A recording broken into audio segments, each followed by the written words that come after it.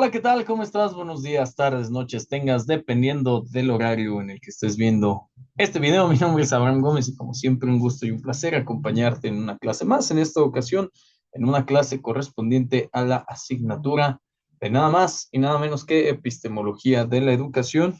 Bienvenido a tu última clase. Jole, lo vamos a extrañar, lo vamos a extrañar, vamos a checar esta situación.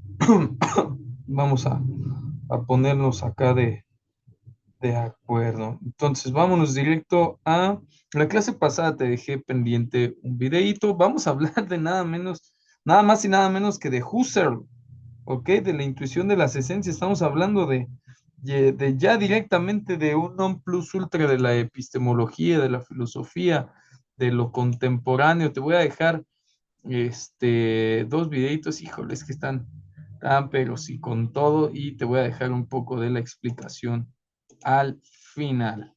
Ok, con esto cerramos la clase. Espero que disfrutes tanto como yo estos videos. Dame unos segundos.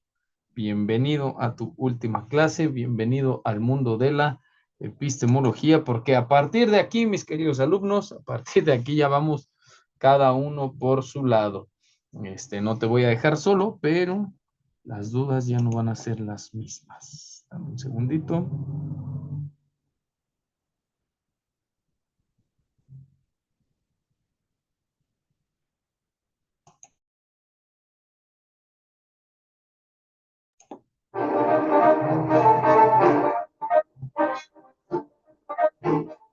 En este vídeo vamos a explicar quién fue Edmund Husserl, en qué consiste su fenomenología, o mejor, el método fenomenológico ideado por él, y cuáles son los principales filósofos del siglo XX en los que influyó. Husserl nació en el año 1859 y murió en el año 1938.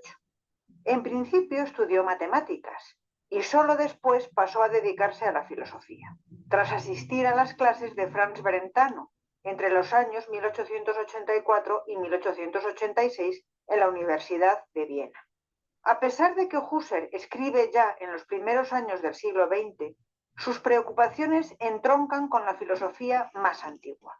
Husserl vuelve a creer que la filosofía es el campo que puede dedicarse a encontrar la verdad necesaria, la esencia del ser, el verdadero ser o ser necesario, es decir, el ontos on de los antiguos griegos, y vuelve por tanto a hacer ontología. El núcleo de la filosofía de Husserl, su método fenomenológico, trata de esto, y a pesar de su nombre y su intención, el método no es hegeliano. A Husserl, como vamos a ver, es que le gustaba escoger nombres griegos. Según Husserl, el mundo natural en el que vivimos es nuestra realidad y está dentro del espacio y el tiempo. Es nuestro mundo cotidiano. En este sentido, el mundo natural tiene un interés para nosotros en nuestra vida. Pero la función de la filosofía es averiguar la verdad. ¿Cuál es el verdadero ser? Para ello hay que ejercitar el método fenomenológico, que consiste en cambiar la actitud natural que tenemos en el mundo y ponerlo entre paréntesis. La conciencia tiene como propiedad fundamental, según Husserl, la intencionalidad, porque se dirige a las cosas. La conciencia es siempre conciencia de algo, se dirige hacia algo. El método fenomenológico consiste en suspender la realidad y mantener la actitud de un mero espectador que ve solo el fenómeno que tiene en la conciencia, para captar únicamente lo universal, la esencia. Esta suspensión fenomenológica es llamada epogé por Husserl, que es muy Ojo ahí ese diferente dato, de la de los escépticos, que consistía en abstenerse de emitir un juicio porque se duda. Aquí es para intuir la verdad, la evidencia. Por ejemplo, de una serie de tonos de color rojo, captar su esencia es captar lo rojo, lo que es verdad evidente en todos los tonos de rojo. A esto lo llamó la reducción eidética. Las esencias son los residuos que quedan en la conciencia, a los que llama unidades ideales significativas o noemas. Esta reducción eidética en realidad sería solo la primera fase de la reducción fenomenológica en general, porque después se da la reducción trascendental, que pasa a poner en suspenso no ya el mundo que nos rodea, sino que pone entre paréntesis la existencia de la propia conciencia, con lo cual se vuelve hacia sí misma, tiende a sí misma en lo que Husserl llama pureza intencional. Y esto le lleva a encontrarse con lo que él llama yo puro o yo trascendental. Por eso Husserl llama a su filosofía idealismo trascendental, que es muy diferente al de Kant. Una de las críticas más frecuentes a Husserl es su falta de claridad y también su carácter especulativo. Ha sido calificado como deslizante, sobre todo en su parte final, cuando intenta avanzar hacia esa fenomenología trascendental. Vamos a intentar, dentro de la simplificación, poder explicarlo mejor a través de las influencias que refleja. Veamos. En realidad, ¿qué está haciendo Husserl? Se podría decir que su intención es idéntica a lo que cuenta Platón de Sócrates en su diálogo Menón, cuando dice que Sócrates está buscando la forma de virtud, aquello que hace que una virtud lo sea y por tanto lo que la define. Sin embargo, el método fenomenológico no es dialéctico. Y Sócrates y Platón no habrían hecho más que reducciones eidéticas, por así decir, y no se ocuparon de la conciencia. El concepto de conciencia aparece muchos siglos más tarde, por lo que, desde luego, no intentaron una reducción trascendental. Husserl propone una suspensión de la realidad que se realiza individualmente en la conciencia de cada uno, para intentar captar esa esencia del ser referido a las cosas y referido al yo. Por una parte, Husserl recibe la influencia directa de Brentano, que fue quien empezó a utilizar el término intencionalidad de la conciencia, y de fondo la de Hegel, cuando dice que la conciencia puede tomar una dirección u otra y que puede adquirir conciencia de sí misma y pasar a ser autoconciencia. Pero eso de fondo, pues Husserl no utiliza un método dialéctico. Cuando la conciencia se ha girado hacia sí misma, cuando cobra importancia el concepto de yo, Husserl lo llama yo puro o yo trascendental, utilizando un vocabulario que es de Kant, pero que tiene un significado diferente. Porque Kant precisamente dice que el yo puro no es consciente de sí mismo. Es como los ojos con los que miras que no se ven a sí mismos. Tampoco es el idealismo trascendental de Husserl lo mismo que el de Kant. La filosofía de Kant es idealismo porque se llega al noúmeno y trascendental gracias al imperativo categórico que es una forma a priori, o sea, del sujeto. Aquí hay idealismo trascendental porque acaba en su versión del yo puro. Entonces, ¿a quién se parece más en realidad? Pues al matemático y filósofo más famoso de todos, a Descartes, a quien Husserl estudió mucho y sobre el que llegó a escribir un libro titulado Meditaciones cartesianas. Descartes es el primero que da con el yo, con el cogito, y es también quien cree que individualmente, en un proceso mental, podemos acabar topándonos con ideas claras y distintas, con axiomas. Ahora Husserl transforma el cogito cartesiano en un yo intencional. De hecho, Husserl, en su análisis del origen de las matemáticas, acaba estando de acuerdo con Descartes. Los primeros axiomas no parten de la experiencia.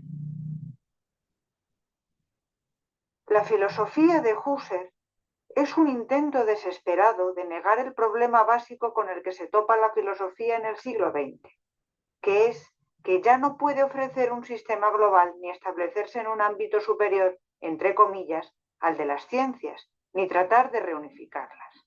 Las ciencias, en su creciente especificidad, son las que ofrecen respuestas concretas a las preguntas, y la filosofía deja de luchar por globalizar respuestas. En el siglo XX hay casi tantas filosofías como filósofos, cosa que a Husserl le pone de los nervios. Él cree que sí hay una verdad, una, eterna, inmutable, y funda la fenomenología no solo como método para llegar a esa verdad, a las esencias, sino como corriente filosófica que unifique de nuevo a la propia filosofía. Quiere conjugar la racionalidad con el concepto de intencionalidad de la conciencia para tratar de unificar el conocimiento, llegar a la verdad, que como solo es una, también servirá para todas las ciencias. Piensa y defiende siempre que es la ciencia la que está en crisis, porque se disgrega cada vez más en campos de estudio más y más concretos, y que su fenomenología tiene que rescatarnos de eso. La tarea que se propone es un imposible. Por eso, a medida que avanza Husserl, cada vez se le entiende menos y nunca llega a terminar. Como corriente, será muy doloroso para él ir viendo cómo sus discípulos, de hecho, le van abandonando. Eugen Fink es quien intentó seguir con el método fenomenológico más tiempo. Max Scheler sí recupera las esencias y valores universales, pero se centra en la ética, y es muy criticado por Husserl también por ello. Y sin embargo, más allá de su fenomenología, es donde la filosofía de Husserl conseguirá tener influencia. En su último libro, La crisis de las ciencias europeas y la fenomenología trascendental, Husserl lanzó un nuevo concepto, el de Lebenswelt, o mundo de la vida, que es el mundo que nos rodea y que él mismo dice que él no ha tratado, pero que será una de sus ideas más influyentes porque la recogerá uno de sus alumnos, Martin Heidegger. Heidegger y Husserl se criticaron el uno al otro. Husserl decepcionado porque su alumno más importante abandonase la fenomenología trascendental. Y Heidegger a Husserl porque subraya a partir de la idea de ese Lebenswelt algo que Husserl no trata. Husserl se centró en la conciencia, en el yo puro. Pero, ¿qué pasa con el individuo en el que está ese yo?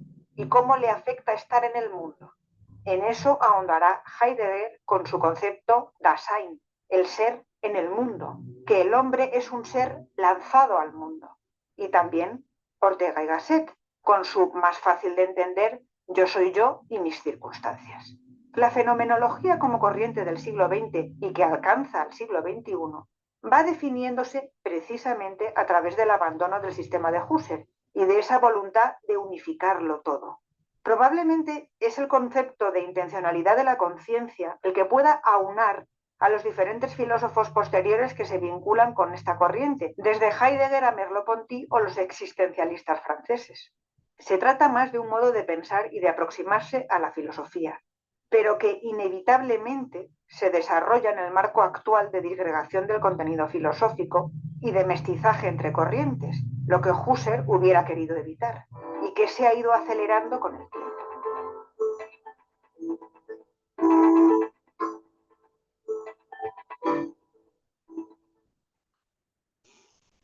Ok, ahora vamos a checar este otro dato. Dame un segundito.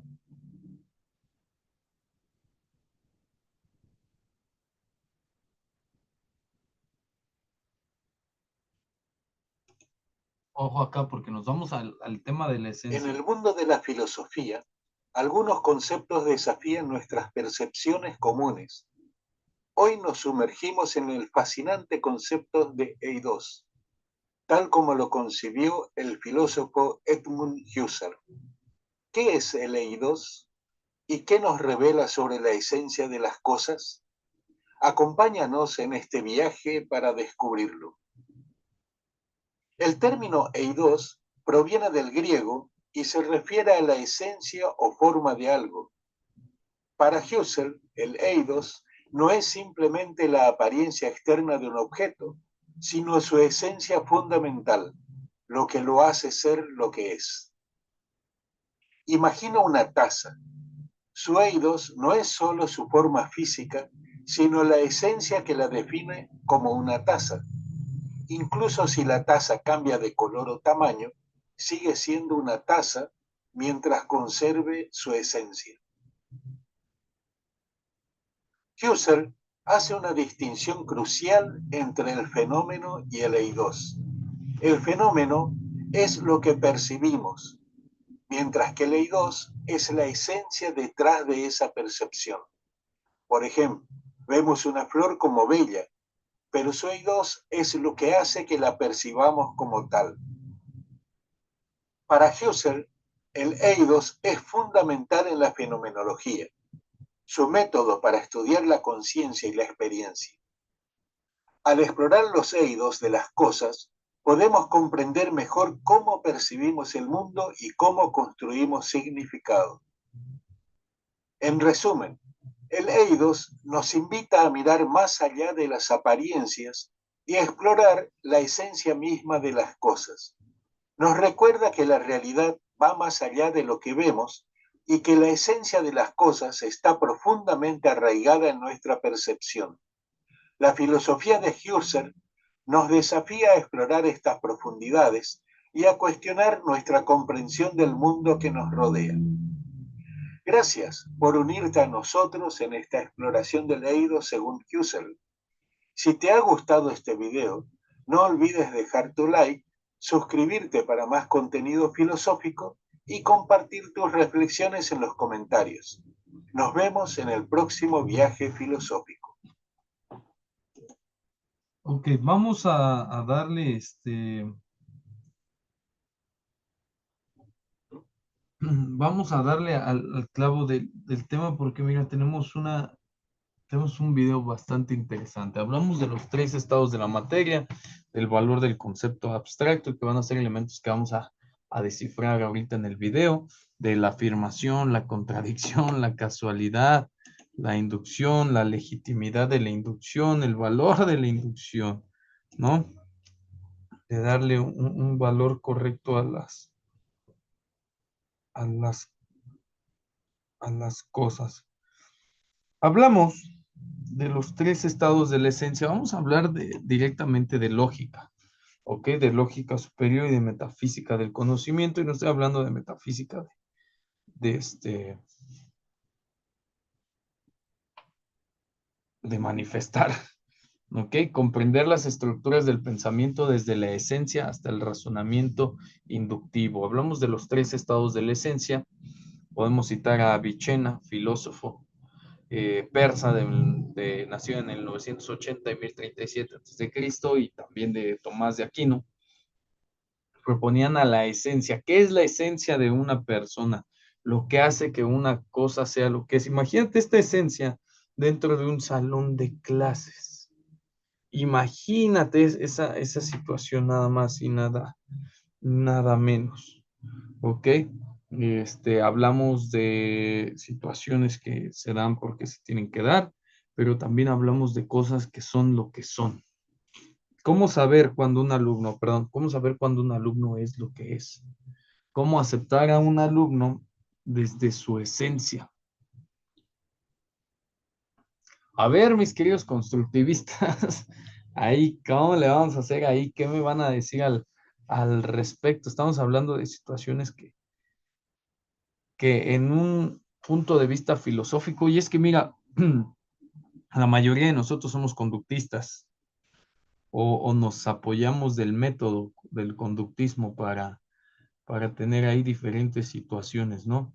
De control, de orden, de organización. Pero, ¿qué pasa cuando quieres jugarle al constructivista, que es un terreno totalmente ajeno a la conducta, al control, porque cada niño entiende de manera diferente? Y pues, si no viene del autocontrol la situación, la relación, pues tenemos ahí diferentes acepciones. Luego tenemos esta parte de la esencia, de entender a nuestros alumnos por medio de lo que realmente son.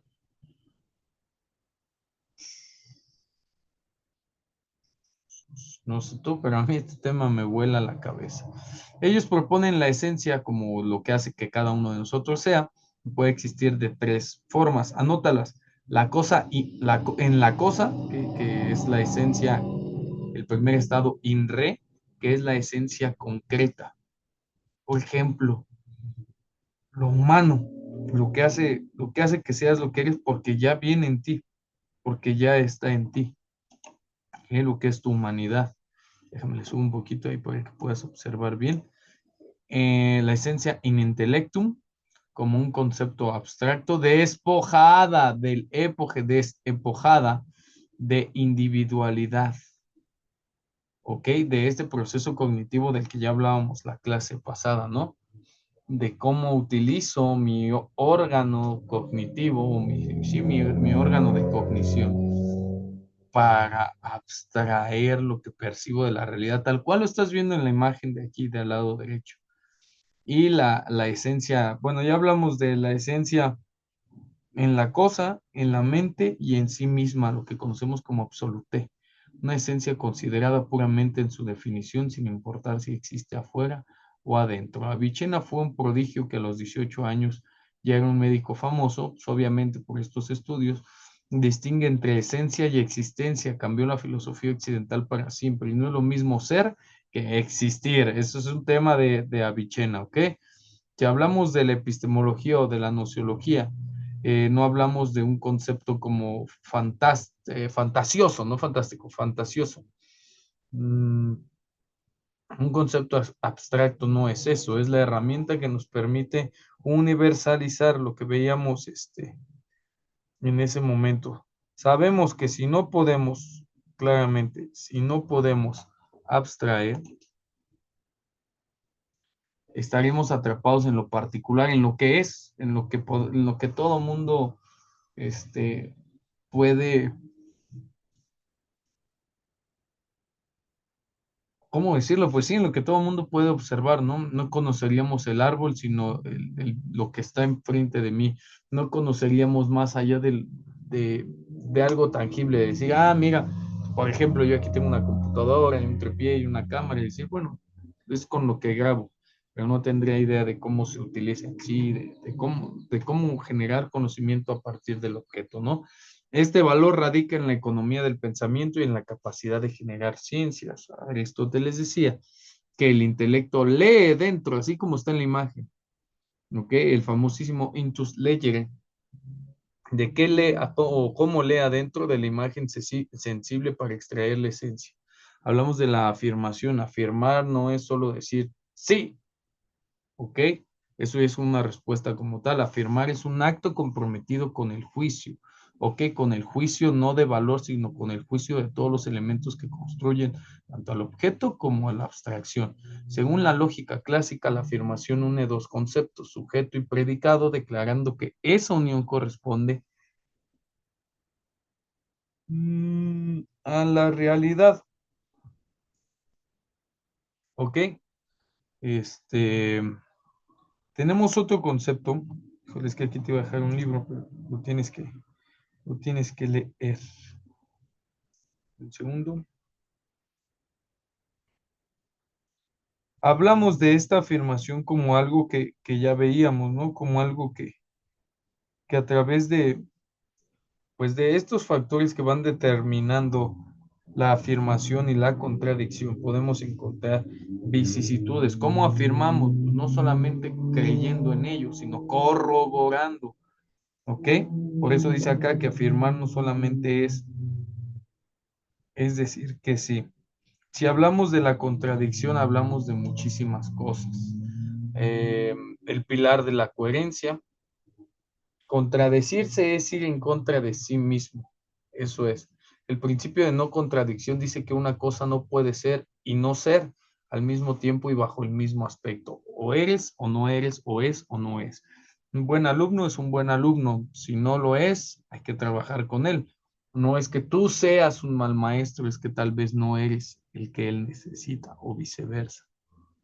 Aristóteles, en su metafísica, sostenía que este es el principio más firme de todos. Sin él, el lenguaje perdería su significado. En el aula podemos trabajar el principio de mentiras indistinguibles, perdón. Si la afirmación es igual a una negación, entonces nada tiene sentido. ¿Ok? No puede haber una afirmación ni una negación, ahí como tal. Y hablando de nada, pues sabemos que nada surge de la nada. Es un término latino de ex nihilo nihil fit, ¿no? Que se le atribuye a David Hume, el gran escéptico escocés. Hablamos de, no existe la casualidad, existe la causalidad, ¿no? Lo que nosotros decimos. Mientras que Aristóteles veía la causalidad como una ley de la naturaleza, una causa material, formal, eficiente y final, David Hume nos dio baño de realidad, un balde de agua fría, diciendo que la causalidad es un hábito, perdón, de la mente. Déjame un segundo.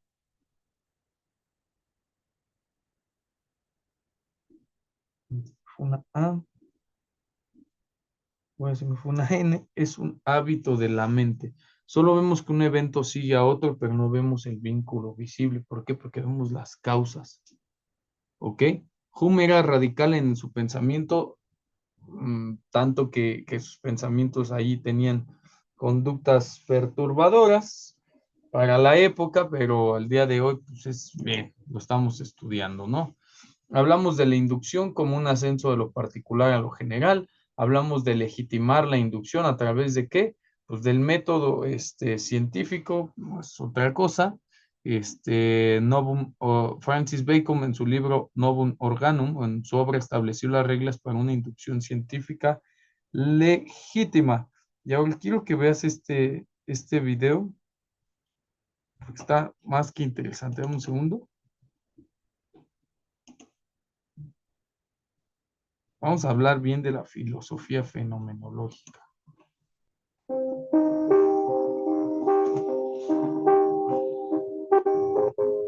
El panorama intelectual de finales del siglo XIX se encontraba fracturado. Por un lado, el positivismo científico celebraba sus triunfos, proclamando que sólo el conocimiento objetivo, medible y verificable podía aspirar a la verdad. El mundo, según esta visión, era un mecanismo complejo que debía ser desmontado en leyes universales. Por otro lado, la experiencia humana concreta, el dolor, la belleza, la ambigüedad de la existencia, se resistía a ser encajonada en esas fórmulas. La filosofía, atrapada entre el empirismo y el idealismo, parecía haber perdido de vista su objeto primordial, la realidad tal como se manifiesta. En medio de esta crisis de sentido, una pregunta fundamental, aparentemente simple pero profundamente revolucionaria, comenzó a abrirse paso. ¿Cómo se nos da el mundo en la experiencia misma, antes de cualquier teoría, antes de cualquier juicio científico o filosófico? ¿Qué es lo que aparece en nuestra conciencia de manera directa e inmediata?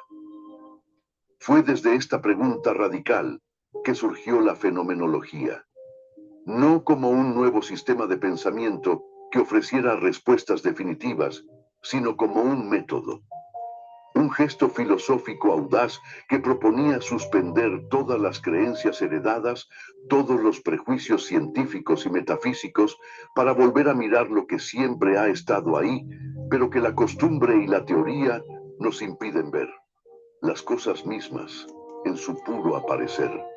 Su nacimiento marcó un giro copernicano, desplazando el foco de la especulación sobre la realidad en sí, hacia una descripción rigurosa de cómo la realidad se constituye para y en nuestra conciencia. Con este horizonte de crisis como telón de fondo, Edmund Husserl, un matemático convertido en filósofo, hizo un llamado que resonaría como un manifiesto: Zu den Sachen selbst, a las cosas mismas. Este no era un grito romántico por lo concreto, sino la proclamación de un nuevo programa científico-filosófico de una radicalidad extrema. Husserl diagnosticaba que la filosofía y las ciencias habían construido edificios conceptuales tan altos y elaborados que habían olvidado el suelo sobre el que se levantaban, el terreno primario y evidente de la experiencia vivida.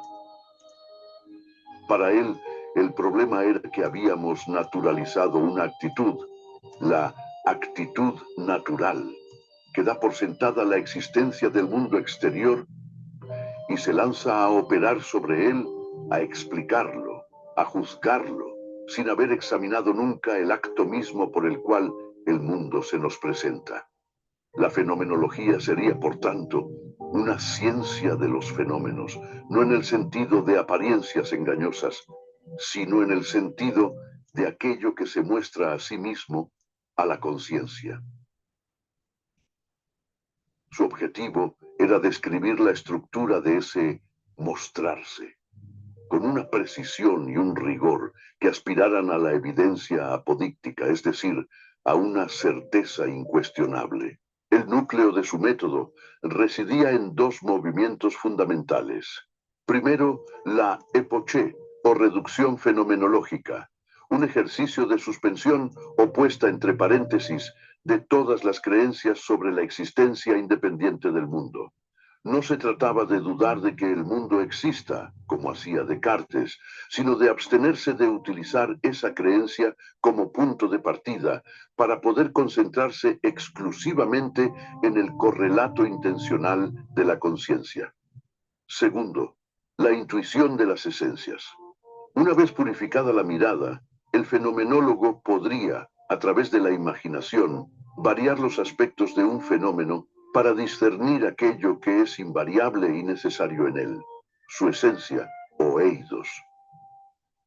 Así, inauguraba un camino para explorar, desde una nueva base absoluta, cómo el sentido del mundo se constituye en el flujo de la vida consciente. Husserl comenzó su trayecto filosófico enfrentándose a una corriente dominante en su tiempo, el psicologismo. Esta perspectiva, ampliamente aceptada, sostenía que las verdades lógicas y matemáticas, como la ley de la no contradicción, no eran principios objetivos y eternos, sino meros productos de la estructura psicológica de la mente humana. Para el psicologismo, la lógica era una rama de la psicología. Husserl vio en esto un relativismo catastrófico. Si 2 más 2 es igual a 4, depende de cómo funcione nuestro cerebro. Entonces no hay verdad universal, solo hábitos mentales contingentes. Su primer gran obra, Investigaciones lógicas, fue un ataque demoledor a esta postura, buscando restablecer la lógica como una ciencia ideal, independiente de los hechos psicológicos. Esta crítica se extendía al cientificismo positivista de la época. Husserl no rechazaba la ciencia, sino su pretensión de ser la única forma legítima de conocimiento y su olvido de su propio fundamento. La ciencia da por sentado el mundo que investiga, pero no se pregunta cómo ese mundo llega a tener sentido para el científico en primer lugar. Al reducir la realidad a lo mensurable y objetivo, el cientificismo había realizado una abstracción violenta, excluyendo de su campo precisamente lo que hace humana la experiencia, la subjetividad, el significado, la cualidad de lo vivido. Para él, esta actitud había provocado una crisis de las ciencias europeas, alejándolas de las preguntas vitales por la existencia. Frente a estas posturas, planteó el principio cardinal de la fenomenología, la intencionalidad de la conciencia. Tomando este concepto de su maestro Franz Brentano, lo llevó a su máxima radicalidad. La conciencia no es una cosa, una caja que contiene representaciones del mundo. La conciencia es, por esencia, un dirigirse hacia, un estar vuelto a. Es un flujo de actos, percibir, recordar, imaginar, juzgar, que siempre tienen un correlato intencional. El percibido, el recordado, el imaginado, lo juzgado. No hay ver sin lo visto, ni amar sin lo amado. Este descubrimiento rompía la dicotomía clásica entre sujeto y objeto. El mundo no está allá afuera, y la conciencia aquí dentro. Ambos son polos inseparables de una única correlación. La conciencia es siempre conciencia de algo, y ese algo se da siempre a una conciencia. Este fue el suelo firme, la estructura indubitable, desde el cual Husserl creyó poder reconstruir toda la filosofía. El corazón del proyecto husserliano late en un método riguroso, un camino de acceso a lo que él llamaba el reino de la experiencia pura. Este método no pretende descubrir nuevos hechos, sino cambiar radicalmente nuestra mirada sobre los hechos ya siempre presentes. Se compone de dos movimientos entrelazados, disciplinados y profundamente transformadores. El primer paso es la epoché, un término tomado de la filosofía escéptica griega que significa suspensión o abstención. Husserl la propone como un acto de libertad radical de la conciencia.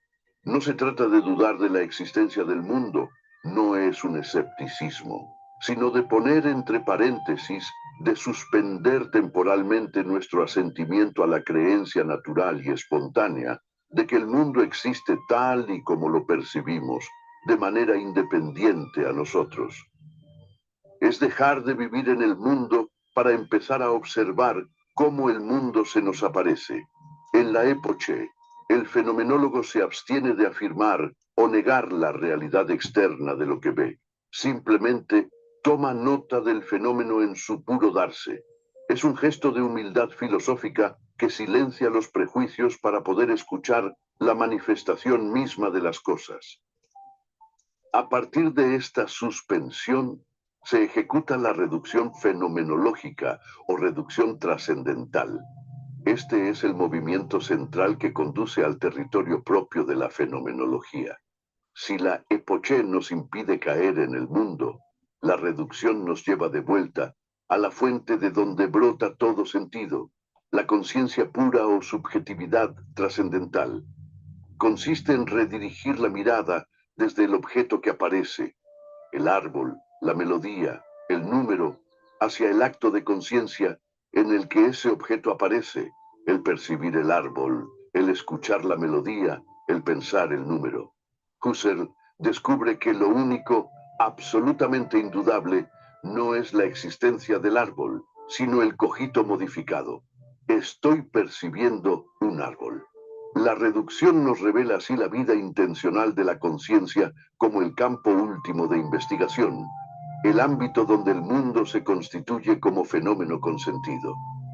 Es un retorno al yo puro, no como un alma sustancial, sino como el polo subjetivo y activo de toda correlación intencional. Juntos, la epoché y la reducción abren el espacio para una descripción fiel de las esencias que se dan en esa conciencia purificada. La esencia del color, del tiempo, del otro, de la realidad misma. Tras la aplicación de la epoché y la reducción, la mirada fenomenológica se encuentra ante un paisaje depurado, los fenómenos en su aparecer puro.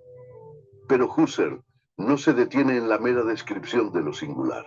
Su mirada busca lo universal e invariable en el flujo de la experiencia, la esencia, eidos, de los fenómenos. Para captarla, emplea la variación eidética, un ejercicio de la imaginación que modifica libremente los aspectos contingentes de un fenómeno dado. Imaginamos un color cambiando de tono, una melodía alterando sus notas, una mesa con distintas patas. Lo que persiste a través de todos estos cambios imaginados, aquello sin lo cual el fenómeno dejaría de ser lo que es, revela su esencia. Este proyecto conduce a un descubrimiento fundamental, el sujeto trascendental. Este no es el yo psicológico, empírico, con sus gustos y recuerdos personales, que la epoché ha puesto entre paréntesis.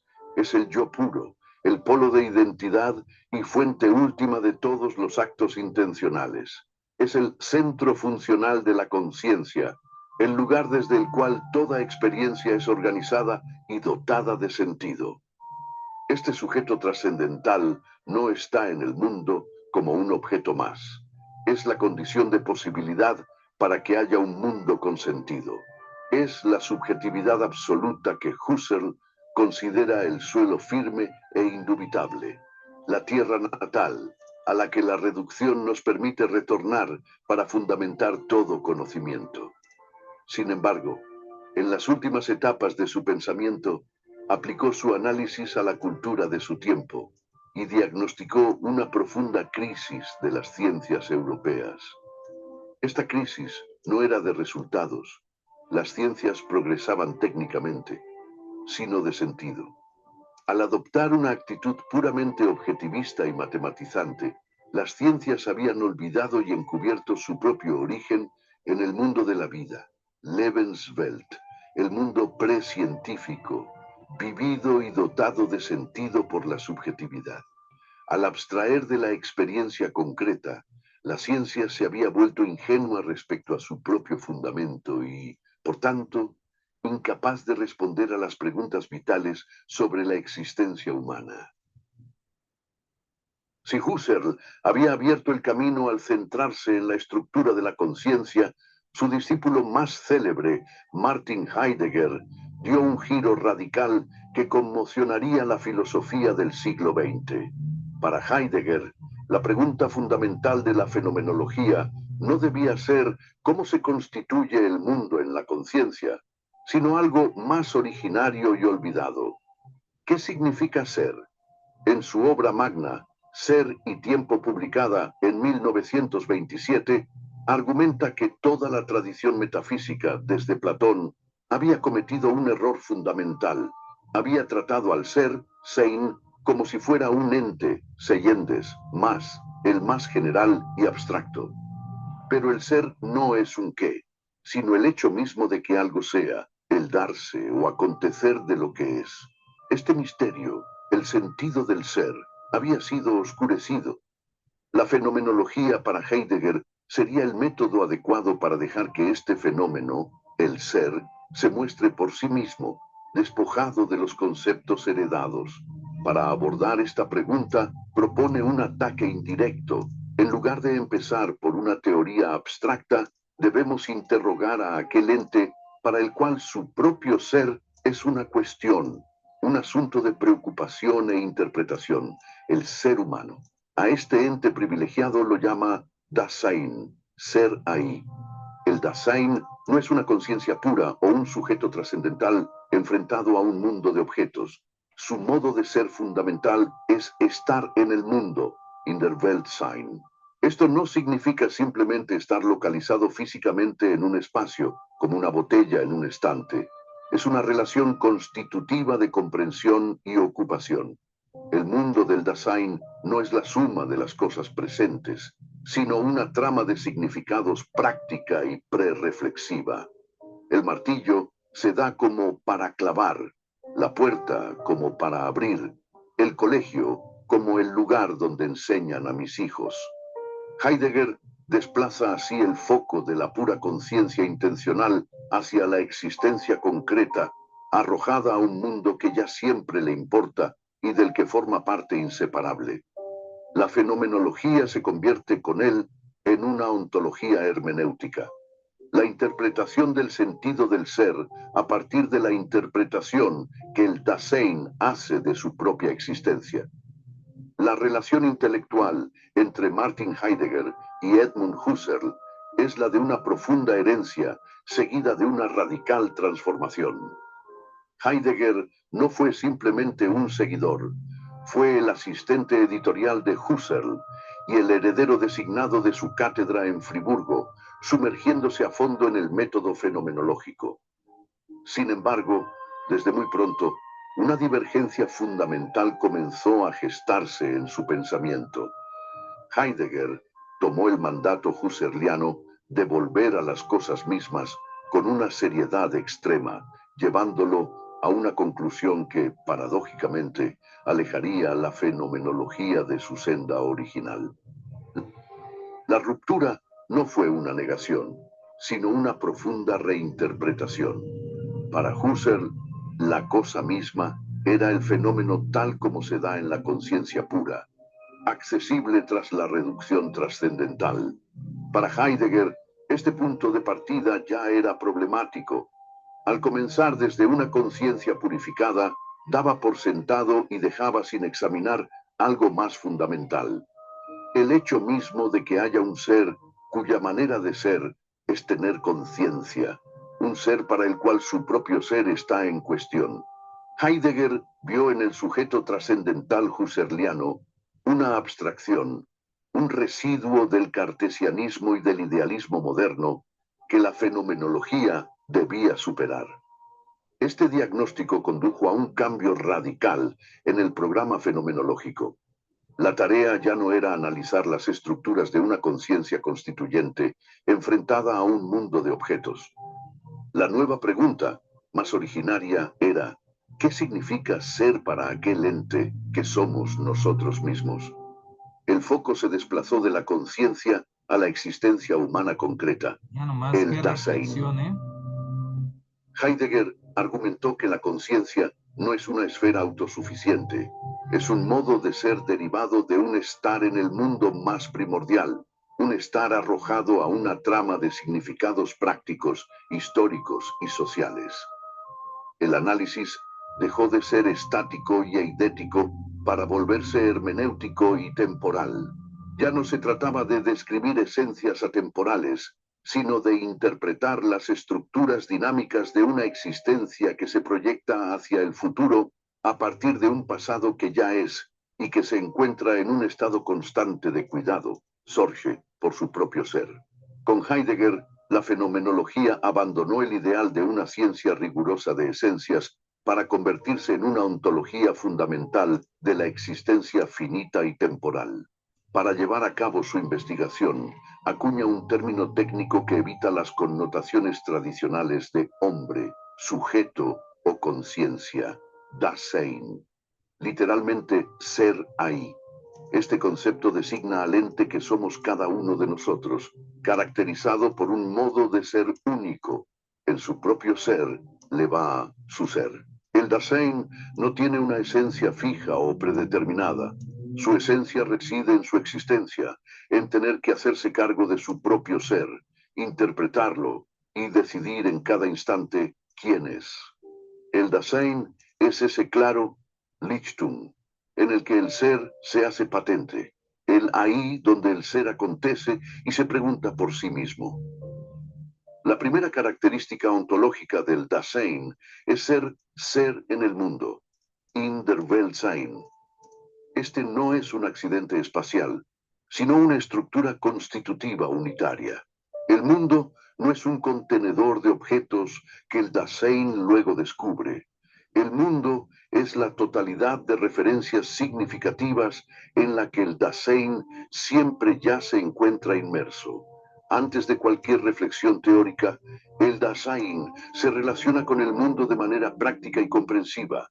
El martillo se le da como algo demasiado pesado, el camino como algo que conduce a casa, el cielo nublado como algo que anuncia lluvia. El mundo es un campo de cuidado, Sorge, donde las cosas se nos presentan en su utilidad o estorbo, en su importancia para nuestros proyectos. A partir de este análisis, Martin Heidegger describe dos modos fundamentales en los que el Dasein puede vivir su existencia. La existencia inauténtica, una eigentliche Existenz, es la tendencia a caer en el anonimato del uno, das Man. Es la vida guiada por el se dice, se hace, se opina. El Dasein se disuelve en la publicidad del mundo, evadiendo su singularidad y su responsabilidad última. Vive en la caída, Verfallen, absorbido por las habladurías, la curiosidad superficial y la ambigüedad, olvidando la pregunta por su propio ser. Frente a esto, la existencia auténtica e eigentliche Existenz emerge cuando el Dasein se enfrenta a su propia finitud de manera radical, especialmente a través de la angustia ante el fin de la vida. Este no es un evento futuro, sino la posibilidad más propia, insuperable e irreferible del Dasein.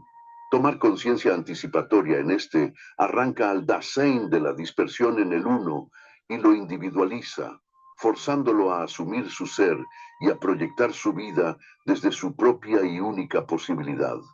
La autenticidad es, por tanto, el modo en que el Dasein se apropia de su ser finito y elige sus posibilidades con resolución, Entschlossenheit, asumiendo la carga de su libertad y su historicidad.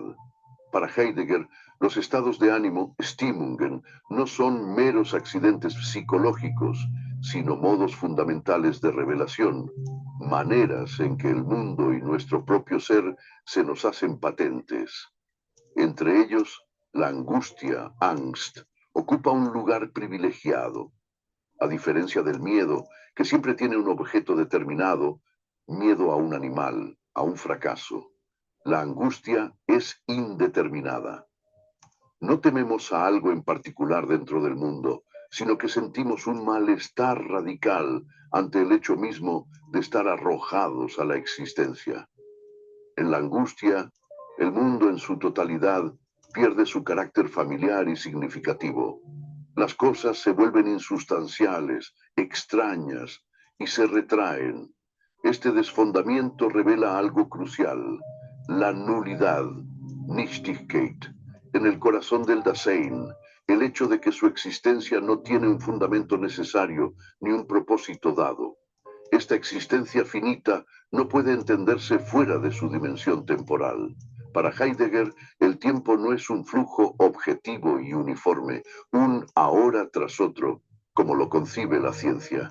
Es la estructura ontológica fundamental del Dasein, el horizonte desde el cual puede comprenderse el ser. El Dasein no está en el tiempo, es temporal en su propio ser. Su temporalidad no es lineal, sino extática. El Dasein existe como un proyectarse hacia futuro, a partir de un ya ser en pasado y en un encontrarse con presente. El futuro, porvenir, es la dimensión primaria. El Dasein es esencialmente posibilidad, un poder ser que se lanza hacia adelante. Esta proyección no es un plan consciente, sino el modo en que el Dasein siempre está ya fuera de sí, anticipándose. El pasado, haber sido, no es algo finalizado y superado. El Dasein es su pasado, está arrojado en una facticidad, su cuerpo, su historia, su cultura, que no eligió, pero que debe asumir y hacer suyo para proyectarse. El presente, hacer presente, es el momento del caer, del ocuparse con los entes intramundanos, de la preocupación cotidiana. En la autenticidad, el presente se vivifica como el instante, Augenblick, de la resolución, donde el Dasein asume su pasado y su futuro de manera propia. La unidad de estos tres éxtasis es el cuidado, Sorge, la estructura total del ser del Dasein. El Dasein es un ente para el cual en su ser le va ese mismo ser. Esta definición solo se comprende plenamente en la temporalidad. El Dasein es un ser que, arrojado, pasado, se proyecta hacia sus posibilidades más propias, futuro, ocupándose del mundo, presente. Así, el tiempo deja de ser un marco exterior para revelarse como el sentido mismo del ser del Dasein, y en última instancia, el horizonte para toda comprensión del ser. El proyecto de ser y tiempo era una destrucción de la historia de la ontología. Para Heidegger, la metafísica occidental, desde Platón, había consolidado un olvido fundamental, el olvido del ser, Seinsvergessenheit. En su búsqueda por conocer los entes, lo que es, la filosofía había ido sustituyendo progresivamente la pregunta por el ser, Sein, el acontecer, el darse, el desocultarse de lo que es, por el estudio de un ente supremo, la idea platónica, el Dios cristiano, la sustancia cartesiana, el sujeto trascendental. La metafísica se había convertido así en una ontoteología, pensando el ser como el fundamento más elevado y presente de los entes, pero nunca preguntando por ese darse mismo. Este olvido, según él, no fue un error casual, sino el destino, Geschick, del pensar occidental, una senda que llevaba a un desenlace técnico. Este desenlace encuentra su expresión más radical en la técnica moderna. Para Heidegger, la técnica no es un mero instrumento neutral, es un modo de revelación, Entbergung, una manera en que lo real se desoculta para nosotros. Pero la técnica moderna, a diferencia del arte o la artesanía griegas, techne, no deja que las cosas se muestren en su propio ser. Las revela exclusivamente como fondo de reserva, Bestan, la naturaleza como depósito de energía explotable, el río como proveedor de fuerza hidroeléctrica, el hombre como recurso humano. Todo es despojado de su misterio y singularidad para ser ordenado, calculado y puesto a disposición de una voluntad de dominio y maximización. Este modo de revelación, que llama posición, Gestel, es la consumación del olvido del ser. El ser se reduce a pura disponibilidad manipulable y el mundo se convierte en una gigantesca estación de servicio. Su crítica es, por tanto, profunda y sombría.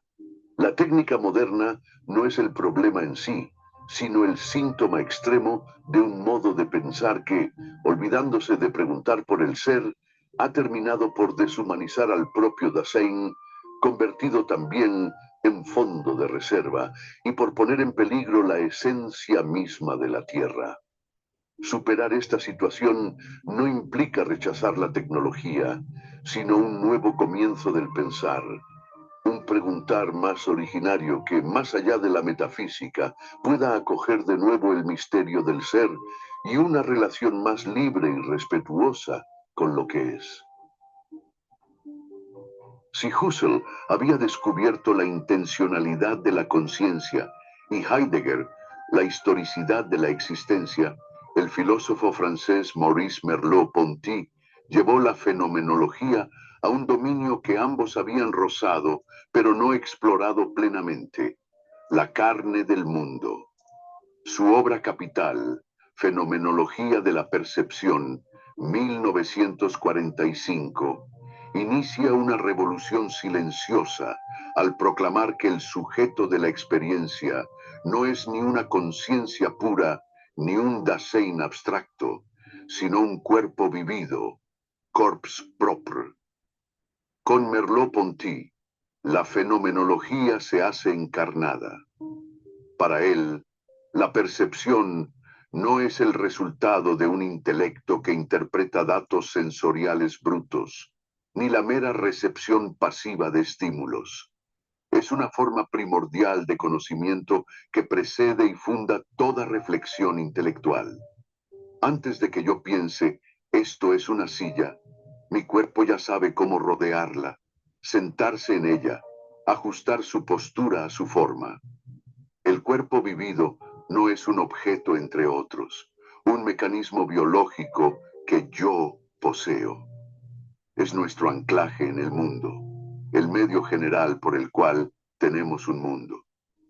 Es un cuerpo sujeto, un poder ambivalente que a la vez percibe y es percibido, que toca y puede ser tocado. Este enfoque permite a Merleau-Ponty resolver problemas clásicos de la filosofía, como el de la relación entre conciencia y mundo. No hay un interior, la mente, y un exterior, el mundo, que luego deban conectarse. La relación es originaria. Estamos en el mundo a través de nuestro cuerpo. El espacio no es un contenedor neutro, sino el campo de nuestras posibles acciones. La distancia no se mide en metros, sino en tiempo de caminata o alcance de la mirada. Mi cuerpo organiza el mundo en torno a sí como un centro de significaciones prácticas. Así, desplaza el foco desde una conciencia desencarnada o una existencia abstracta hacia la experiencia prereflexiva y corpórea como el suelo de todo sentido. La verdad no reside primero en las ideas, sino en el encuentro táctil, visual y kinestésico con el mundo. La fenomenología se convierte en sus manos en la paciente descripción de esta vida perceptiva que somos, explorando cómo, desde la opacidad de la carne, emerge la luz del sentido. Merleau-Ponty se sitúa en la encrucijada de la fenomenología, recogiendo el legado de sus predecesores para abrir un camino original. De Husserl retoma, más allá de las obras publicadas, los manuscritos tardíos sobre la carne, Leib, y el mundo de la vida, Lebenswelt, encontrando allí el germen de tu propia filosofía. Sin embargo, se aleja del ideal husserliano de una conciencia constituyente y pura. De Heidegger hereda la idea de un ser en el mundo primordial, pero desplaza el acento desde la estructura abstracta del cuidado, Sorge, hacia la experiencia concreta y encarnada de ese estar en.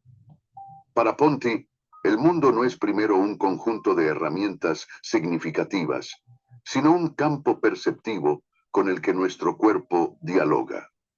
Su vía es, pues, una síntesis creativa y crítica.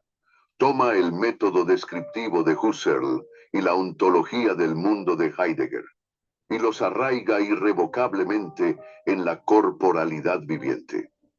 Desde esta posición, lanza una crítica frontal al dualismo mente-cuerpo que desde Descartes había dominado la filosofía y las ciencias.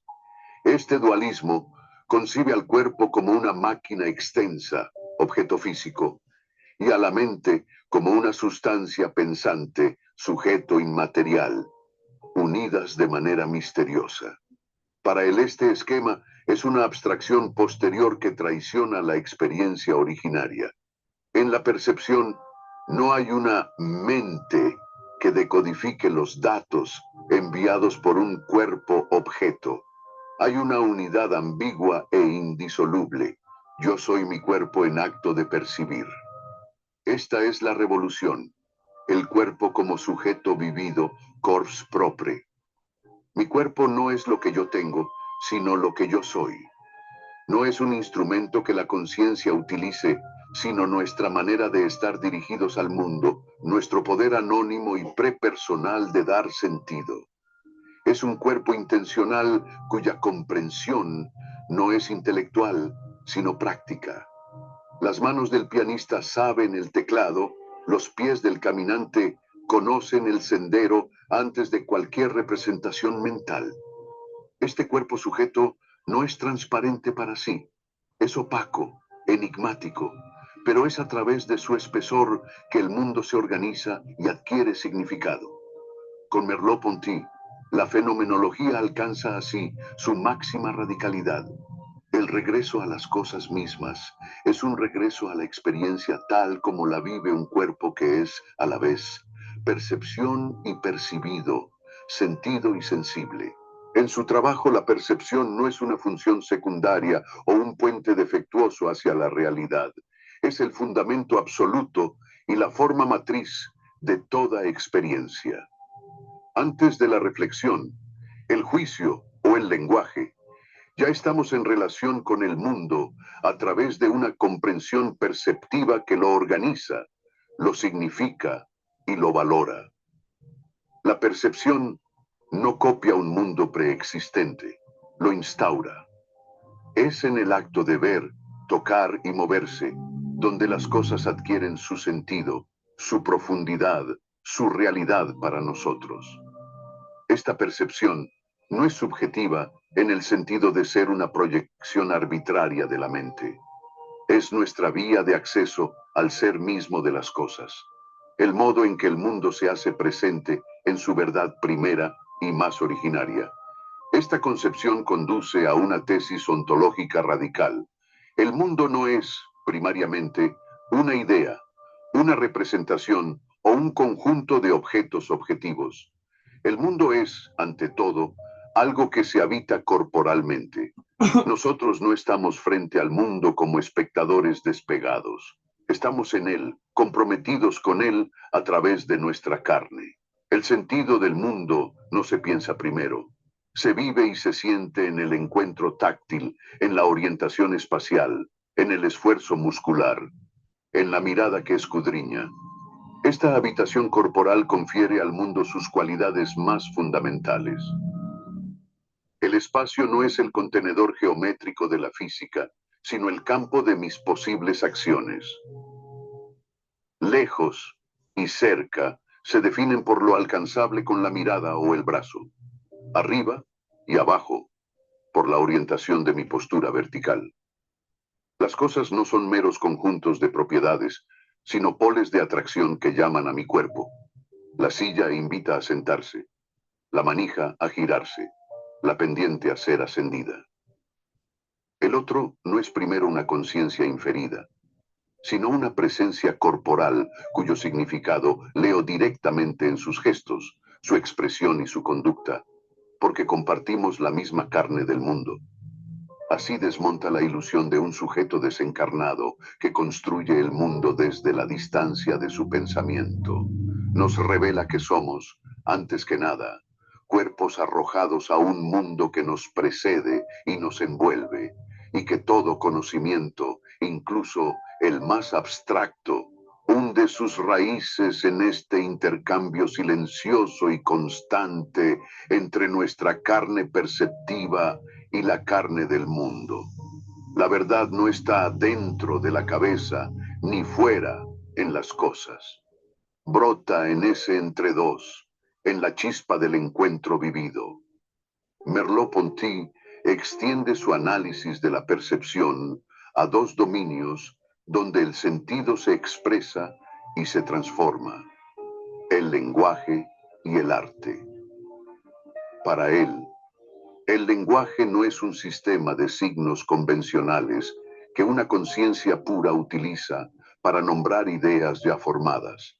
Es, ante todo, un gesto corporal, una modulación de la voz, un movimiento de las manos, una expresión que brota de la misma matriz perceptiva que nos vincula al mundo.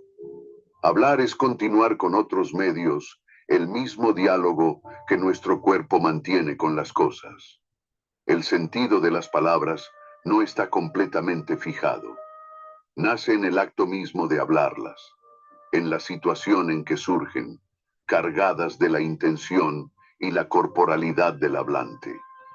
El lenguaje es, por tanto, un cuerpo simbólico que expande y transforma nuestro ser en el mundo, permitiéndonos habitar un universo de significaciones compartidas que, sin embargo, nunca pierde su raíz en la experiencia vivida. El arte, especialmente la pintura, es para él la culminación de esta fenomenología encarnada. El pintor no representa un mundo exterior que ya conoce intelectualmente, lo hace visible en un acto que es paralelo a la percepción misma.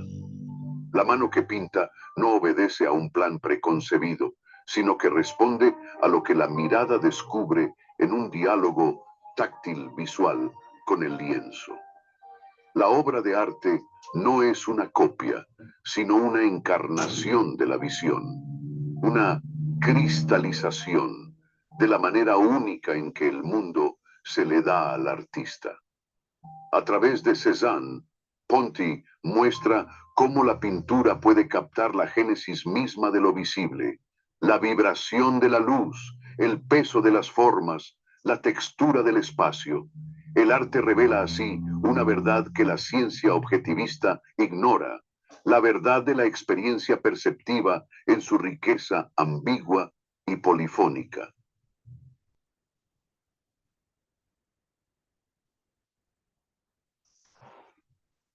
Y entonces nace la pregunta, ¿qué es el ser en la educación? ¿O qué hace al ser en la educación? ¿O qué te hace ser en la educación? Muchas preguntas vamos a tener que contestar a lo largo de nuestra vida. Realmente la práctica educativa nos irá respondiendo algunas y nos irá poniendo en el lugar correcto para resolver, para entender o para asimilar otras. Yo te invito a que sigas leyendo sobre estos temas. Yo te invito a que sigas disfrutando del conocimiento, del ser, de tu esencia en cada una de las clases. Ha sido un placer acompañarte hasta acá el día de hoy por este curso. Mi nombre es Abraham Gómez y como siempre es un gusto y un placer acompañarte. Espero que estés disfrutando tanto como yo de tus estudios de licenciatura. Nos vemos pronto. Abrazo.